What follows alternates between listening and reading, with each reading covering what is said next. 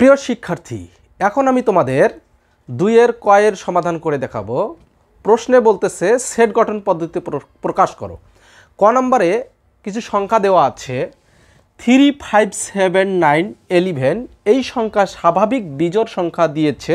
এই স্বাভাবিক বিজোড় সংখ্যা থেকে সেট গঠন পদ্ধতিতে প্রকাশ করতে হবে। দেখো তাহলে উত্তর করা যাচ্ছে 3 অপেক্ষায় সমান এবং 11 অপেক্ষায়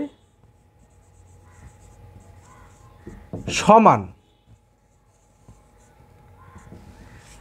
তাদের স্বাভাবিক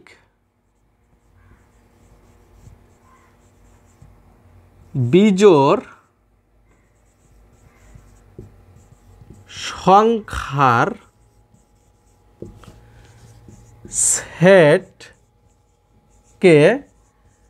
সেট গঠন পদ্ধতিতে প্রকাশ করি। এখনো করিনি, এই কারণে করি ভাষাটা লিখলাম। দেখো, নির্ণীয় সেট,